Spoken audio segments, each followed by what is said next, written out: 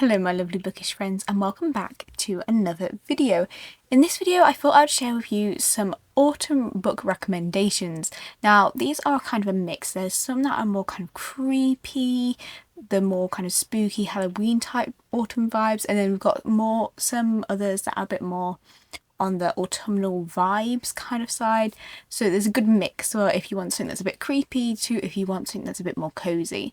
Now I will also say that if you've been with this channel for a while and you were here for last year's autumn book recommendations, I did 2 videos last year, one which was a cozy to creepy book recommendation and one which was just a classic. This video, it kind of merges those two together, and so there are some crossover books. There are also though some new ones to add to this year's list, so let us get to the books. First up we have My Haunted House. This is a middle grade book about a girl called Araminta Spook who lives with her aunt and uncle in a haunted house. When her aunt wants to sell the house, Araminta will do all she can to stop this from happening, including getting the help of some newfound household ghosts. This was one of my favourite book series growing up. I just found the story so funny and entertaining.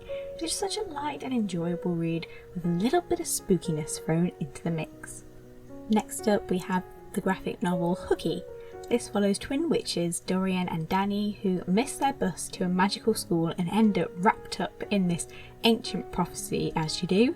Again, this is just good fun. The artwork is cute and colourful and I'm really intrigued to see where this story is going to go.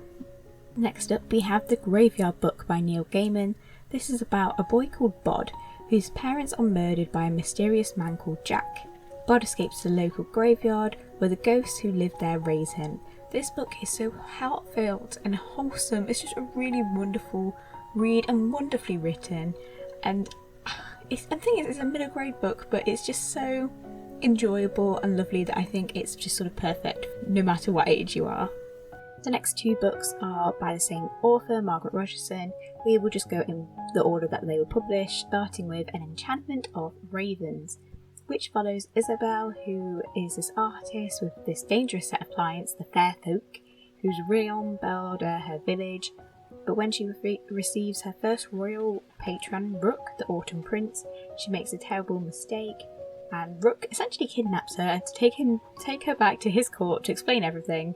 But it all goes horribly wrong, and their journey becomes more dangerous than either of them could have imagined. This book is just full of autumnal vibes. It's short and just a nice whimsical story. I will say that the love line is a bit quick, especially because there's this length of time which the characters are together that we as the readers don't actually see, which makes sense in terms of the pacing, but it means that to us it just seems a bit quick that this is all happening, but you kind of just have to take it like it's a fairy tale. Then we have Vespertine. This is about our main girl who is training to be a Grey Sister, which is a nun who deals with the dead and the spirits of the undead. When her convent is attacked, she awakens this ancient spirit, and with its power she sets off to try and save her people from an ancient evil. However, this spirit might betray her first. This book is just so much fun. Our main girl is so antisocial and just socially awkward. Like, I can relate and I love her for it. And I will say that this isn't a romance. She's training to be a nun, and this isn't something that she just throws away when she meets a rather complicated male lead.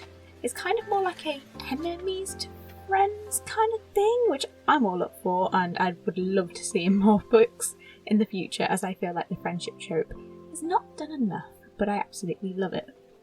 Next we have Lockwood and Co. This follows a group of teenagers who fight against this epidemic of ghosts. That is a simple synopsis, but it sums up the basics that you need to know going into this story. This book is also a Netflix show, which I highly recommend and absolutely adore, and it was actually the reason I picked up the books in the first place. It's so much fun. I read the series for the first time this year, and it's become my new favourite comfort series. I love the characters, the concept is fun, and yeah, I just have nothing but good things to say about this one. And look, it's a familiar name. This next book is my own. For anyone who is new here, hi, I am Katie Kay, and I am obviously a published author, and this is my novel, Master of Darkness. It is a YA book that follows Jason Dragonheart, who gets thrown into this paranormal world full of vampires, werewolves and witches, and there he joins Lightning Demon Disposal Squad and sets off to hunt down dangerous demons. I feel a bit awkward talking about my own book, however this is the one season of the year which I promoted. The best way I can just sort of describe this book is that it's a paranormal YA fantasy that sort of just doesn't take itself too seriously. Jason has panic attacks, like I used to have when I was a teenager, and he's just a very unwilling hero who doesn't really know what he's doing half the time. Well, most of the time actually. If you like Lockwood and Co, then this book is kind of a little bit similar vibes, but obviously paranormal setting instead, so I felt like they would go well with each other, that's why I put them next to each other. Moving on to another favourite of mine, The Bone Houses. This follows our axe-swinging heroine Rin, who is a gravedigger who protects her town from the bone houses, which are kind of like walking skeletons. When these bone houses start to attack a town, Rin and a new arrival set off on this quest to find a magical cauldron which will put a stop to the madness. That synopsis doesn't really do the book justice, but there we go. I was just so surprised when I first read this about how much I loved it, because I've not really stopped reading about it since. It's just so much fun and so well written. It's written like a dark fairy tale, and it's just, I have nothing but good things to say. I really love this. This is a standalone, so it's definitely one I recommend for this time of year. The next book is another one that took me by surprise, and it's A Discovery of Witches. This follows Diane, a witch and a professor at Oxford, who gets mixed up with this vampire called Matthew and this mysterious book. I mean, that's not a great synopsis, but when I went into this book, I didn't think I was going to like it, as it's sort of often pitched as a adult version of Twilight, but it's not. And it's actually really good and really quite academic. It's kind of more of a fantasy, dark academia with a romance. I was pleasantly surprised by how much I liked it, and I really want to get into reading the next two books this season. Next, we have Mime. This follows a journalist of a paranormal newspaper who ends up stumbling across a series of deaths all linked to this strange phantom mime. I'm going to leave you with that. This is quite a hefty book, but it's really engaging. I was pulled in and couldn't wait to see what happened next. I don't usually read this kind of genre, but yeah, I was just hooked on this. I really enjoyed this one. Another creepy book for you, we have The Silent Companions. This follows a widow who arrives at her husband's estate to find these wooden doll-like figures, and just loads of creepy stuff happens, okay? I don't want to give anything away, it's just weird and a bit creepy, and for me who doesn't like these kind of figures, like I don't even like shop models, that kind of thing, yeah, for me this was just a proper creepy. Gothic and creepy. If that's what you're looking for, this is the book for it. On to our final two books, and they are both classics. The first being Frankenstein.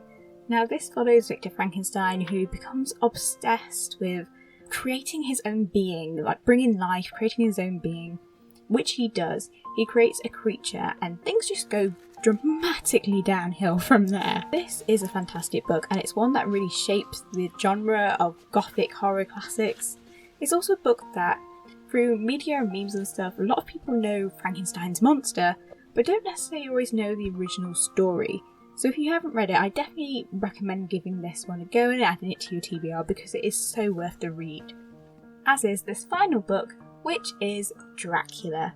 This follows Jonathan Harker, who ends up getting mixed up with this Count Dracula, who is a vampire, and again, things go dramatically downhill from there. This is another one where I think a lot of us know the character of Count Dracula, but haven't read the original. I also have only read it, I think, once, and I'm currently rereading it again because it's been a long time. This story is told through diary entries and letters and from a number of different characters, and it can kind of feel a bit intimidating, but it is, once you get into it, it's very worth the read, and I've recently, like I said, started reading this and I'm absolutely loving it so far. So that was it for my autumn book recommendations list. I really hope that you found some to add to your TBR. If you have any other autumn book recommendations, then please link them down below, as I really love reading books for the season, and especially for autumn, because this is just the perfect time to cozy on up with a blanket and read. So yeah, please let me know if you've got any other recommendations. There are other books that I have talked about before, which I will be talking about also maybe in later videos coming up, which I didn't mention in this one, but like Jekyll, for example, and Jekyll and Hyde, and other great books. However, I will talk about them in later videos, or I've talked about them before. So if you haven't read any of those, but you kind of want a bit of an insight what they're about, check out my other autumn recommendations list, so you can find them there. Now that brings us to the end of this video. I hope you enjoyed it, and if you did, please consider liking and subscribing, as I have a lot more bookish content to come. So until next time, my lovely bookish friends.